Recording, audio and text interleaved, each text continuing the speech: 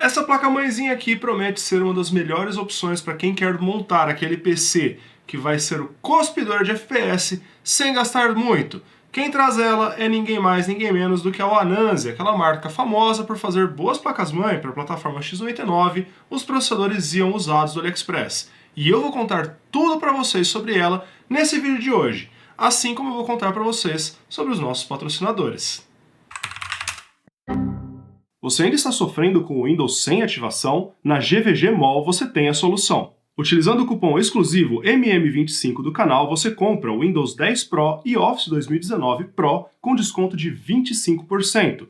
E olha como é fácil ativar o seu Windows. Acesse o menu Iniciar, digite SLUI e pressione Enter. Confirme a execução, digite a chave que você recebeu da GVG Mall e ative o seu Windows. Ao final do processo, você ainda pode fazer o upgrade para o Windows 11 gratuitamente. Acesse a GVG Mall utilizando os links da descrição do vídeo.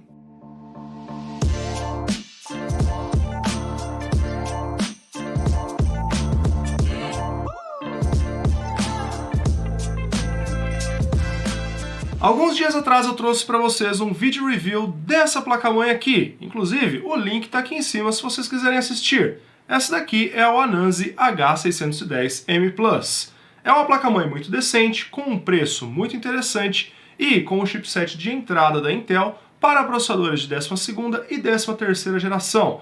E ela vem muito bem equipada em termos de expansibilidade e apresentou um bom funcionamento nos nossos testes. Pois bem, eles fizeram de novo, e essa daqui é a nova Anansi B660M Plus, um pequeno upgrade em relação ao modelo H610, que não custa muito mais, e além de tudo traz um visual diferenciado, especialmente para quem está procurando comprar um PC, um build branco, né? Muita gente procura placas-mães brancas e elas andam meio sumidas aí, especialmente se nós considerarmos as grandes marcas. Então, ela tem um visual muito bonito, uma construção interessante e, em se tratando de uma placa-mãe chinesa, até que não tem falhas muito graves. E é justamente sobre isso que nós vamos conversar hoje. Vou passar uma geral para vocês dessa placa-mãe e falar um pouquinho sobre o que funciona e o que não funciona. Galera, começando a inspeção visual, como eu disse, ela tem o PCB todo em branco, né? É uma placa-mãe com um visual bastante atrativo. Ela é obviamente baseada no socket LGA 1700 para processadores de 12ª e 13ª geração da Intel, e assim como a irmã mais barata dela, a H610M Plus, ela já vem com BIOS atualizada com suporte para os processadores de 13ª geração. Um ponto importante é vocês não confundirem essa placa-mãe aqui com esse modelo antigo também da Anansi.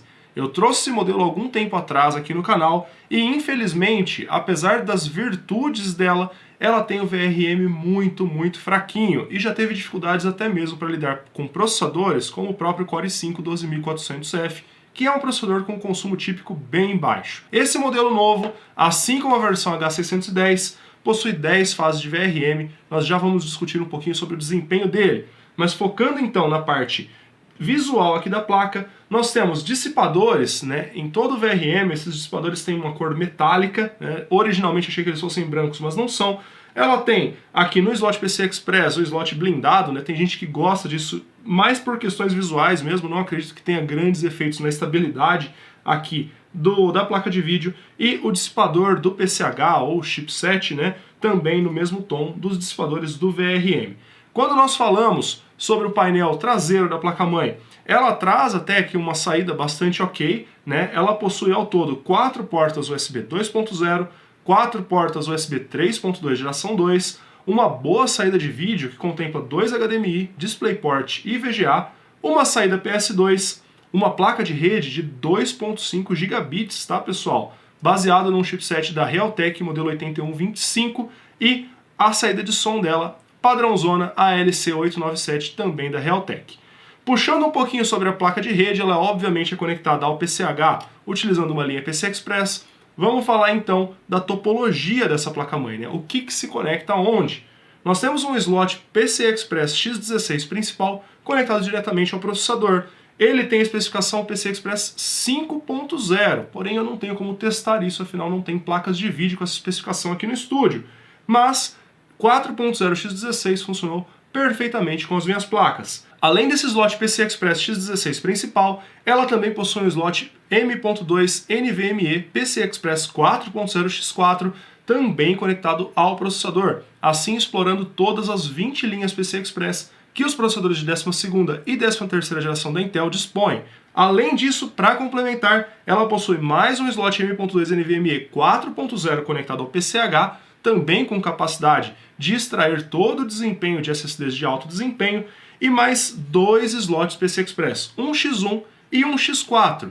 E esse slot X4 aqui, ele ainda por cima não tem indentação. Significa que você pode utilizar placas que são fisicamente X16 conectadas nele. Dessa forma, você consegue usar uma placa de vídeo secundária, por exemplo, se você for fazer uma renderização ou qualquer coisa assim, mesmo que ela tenha a necessidade de mais linhas PCI Express, obviamente com o desempenho reduzido. Ambos esses slots são PCI Express 3.0x1, assim como o slot de cartões Wi-Fi também PCI Express 3.0x1. Todos esses slots secundários que não são conectados diretamente ao processador, assim como a placa de rede, placa de som, portas USB, são todas conectadas ao PCH, que é o B660 da Intel, o chipset intermediário da geração anterior. Apesar de ele ser da geração anterior, as especificações dele são idênticas ao B760. Na verdade, eu acredito que se trata até talvez do mesmo chip, e só mudaram de nome, porque realmente toda a expansibilidade é idêntica. E o PCH se conecta ao processador utilizando 4 linhas DMI 4.0x4, o que garante basicamente uma banda máxima de 8 GB por segundo entre esses dois carinhas aqui. Para vocês que utilizam bastante expansibilidade, isso pode significar que tudo que vocês usarem aqui dos secundários pode ter uma limitação de banda se vocês usarem ao mesmo tempo. Eu digo isso, pessoal, porque se vocês estiverem utilizando, por exemplo, a placa de rede no talo, 2.5 gigabits por segundo são mais ou menos 300 megabytes por segundo, uma das portas USB 3.2, que a propósito são de 10 gigabits, mas tem um probleminha, nós já vamos discutir sobre isso. Ou seja, elas são capazes de entregar aí mais de 1000 megabytes por segundo de transferência. Talvez um slot do NVMe 4.0x4, que também é capaz de entregar 8 GB por segundo, tudo isso vai se afunilar aqui numa banda máxima de 8 GB por segundo. Então, se você usa muita expansibilidade, sempre procure deixar o seu SSD principal aqui no slot principal, que ele garante a banda máxima o tempo todo. E isso é padrão, ok, pessoal? Qualquer placa-mãe B660 tem essa limitação. Galera, como eu falei para vocês, as portas USB têm um pequeno probleminha. Isso foi a primeira coisa que me deixou chateado nessa placa-mãe. E, aliás, na verdade, acho que isso foi uma das únicas coisas que me deixou chateado. Apesar das portas terem especificação de 10 gigabits por segundo, o que é uma especificação muito interessante, especialmente para uma placa-mãe de entrada, apenas nas portas de baixo eu consegui utilizar HDs e SSDs externos. Eu acredito que as portas de cima, de baixo eu digo olhando nessa orientação, tá, pessoal? Essas duas portas aqui de baixo eu consegui utilizar com HDs e SSDs externos, as duas portas de cima eu não tive sucesso. Na hora que eu começava um teste de transferência, simplesmente o dispositivo desconectava. E a minha suspeita é que é algum tipo de limitação elétrica do conector USB, ou seja, ele não funciona bem com dispositivos que precisam de mais do que uma certa quantidade de energia. E inclusive eu fiz testes com eles e eu não tive problemas, por exemplo, com pendrive USB 3.0 ou receptores de mouse e teclado.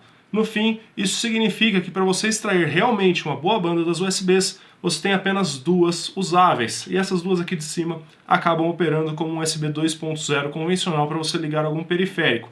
Foi um escorregão e eu considero isso bem grave. E o restante das funções da placa-mãe funcionaram muito bem, inclusive o que até pouco tempo atrás era um dos maiores limitantes de placas-mãe chinesas como essa, que no caso é a BIOS. Para quem acompanhou meu vídeo do modelo H610, deve se lembrar que eu até elogiei a BIOS que a Anansi colocou nela. As funcionalidades no geral, especialmente aquelas mais necessárias, funcionam todas muito bem e eu não tive problemas para configurar coisas como Resizable Bar e XMP. Inclusive vou deixar um vídeo aqui rapidinho mostrando rapidamente nessas duas configurações tão importantes como se faz na placa-mãe.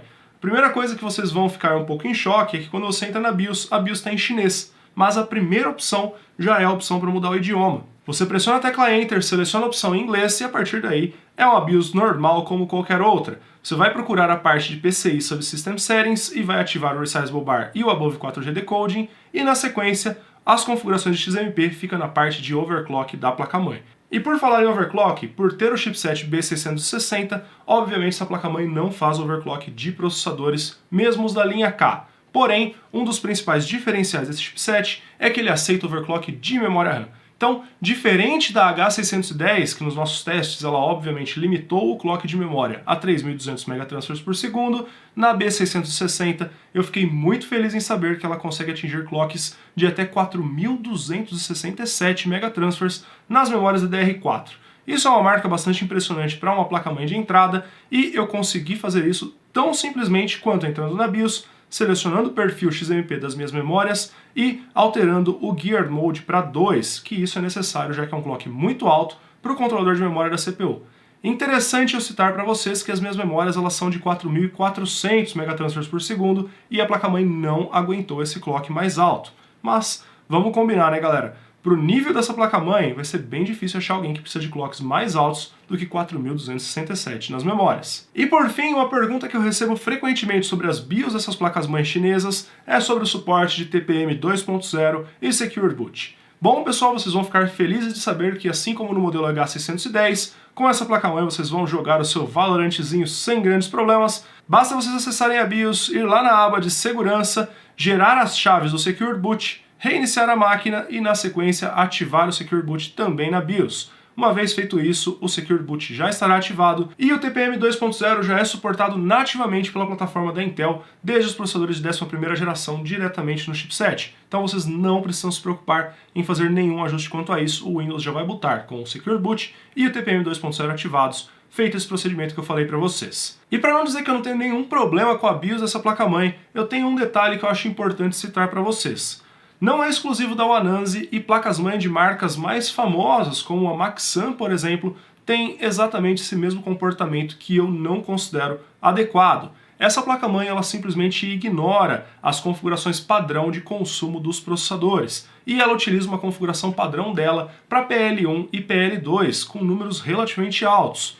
Para quem vai comprar um processador que é um pouquinho mais light, vamos assim dizer, que não gasta tanta energia, isso não vai afetar em nada. Na verdade, você até talvez ganhe um pouquinho de desempenho, porque o processador automaticamente vai rodar sem as restrições elétricas que a Intel impôs a ele. O problema é quando é um processador muito parrudo. O 13600KF, por exemplo, ela empurra o TDP máximo dele para mais de 200 watts. E adivinha? Para um processador com 14 núcleos físicos que atinge clocks altos, ele consegue às vezes atingir picos até acima disso. Para ele, isso não é problema nenhum, se ele estiver bem refrigerado. O problema é para o VRM da placa-mãe, e é justamente sobre isso que nós vamos conversar agora. Obviamente, uma placa-mãe de entrada, com um dissipador, dá para se esperar que ela não vai ter um desempenho tão ruim. O problema, galera, é que muitos desses processadores da Intel estão com níveis de consumo muito altos. As placas-mãe de entrada de outros fabricantes, como Gigabyte, Asus e afins, normalmente limitam o consumo automaticamente, utilizando as opções de Power Limit da BIOS. O que essa daqui simplesmente vai lá e chuta o balde e deixa um limite mais alto do que ela aguenta. E isso acaba se tornando um problema. Eu testei essa placa-mãe em live com o Core i5 13600KF, que é um processador com um nível de consumo bastante elevado, e ela atingiu temperaturas acima da faixa de 110 graus Celsius nos componentes analógicos do VRM. Eu não considero essas temperaturas saudáveis para a placa e diria que algo em torno de 90 graus até que é tolerável para esses componentes mais simples. Começa a passar disso, começa a ficar preocupante. Obviamente, 13600KF não é um processador do público-alvo dessa placa-mãe, mas se ela tivesse a BIOS um pouco melhor ajustada, ela automaticamente se sairia ilesa de uma situação como essa. Muitas vezes, um processador como ele, com um TDP liberado até 120, 130 watts, conseguiria desempenhar o máximo do seu desempenho em jogos e ficaria limitado só em produtividade. Você até pode fazer esse ajuste na BIOS dela e o ajuste funciona direitinho, mas aí, é claro, você está colocando um limite de desempenho em um processador extremamente caro. O que fica de recomendação para vocês, dado que o 13600KF é um processador com consumo muito elevado para ela, são os processadores um pouquinho mais fracos que ele, que já tem um desempenho muito impressionante. Vocês podem, por exemplo, usar sem nenhum tipo de dor de cabeça os processadores abaixo do 13600KF, que já são bloqueados e possuem o limite de consumo bem mais baixo em situações mesmo de estresse extremo. Nós inclusive testamos aqui no canal um processador que é o Core i5 13490F,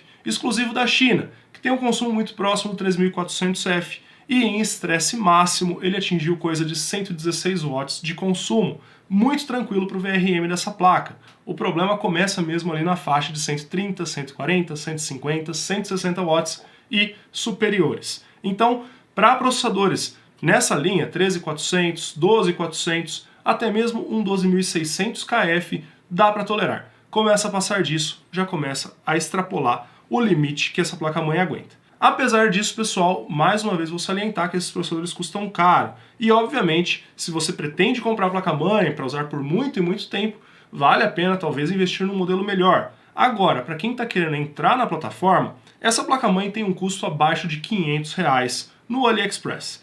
Com toda essa funcionalidade, suporte a memórias de alto desempenho, suporte a 2 SSDs de alto desempenho, todas as funções da BIOS funcionando direitinho, um bom acabamento visual e um VRM que aguenta processadores até mesmo intermediários, eu diria que por esse preço ela é realmente muito interessante. E, para quem quer entrar na plataforma, às vezes você quer deixar de adquirir um Xeon, por exemplo, mas pegar um Core i3 12100F, você ainda tem muita margem para upgrade, passando aí pelo 12400, 12600, 13400, 13490, são todos processadores muito melhores do que o Core i3, que podem ser um upgrade futuro muito interessante, e você consegue tudo isso em uma placa-mãe pequena, bonita e com boa funcionalidade, que é essa Anansi B660M Plus. Então é basicamente essa a minha conclusão, pessoal. Eu diria que para quem está querendo entrar na plataforma com um custo baixo, esse daqui é um dos modelos mais interessantes. Ela oferece uma funcionalidade superior, por exemplo, a placas-mãe da linha B550, que são processadores AM4,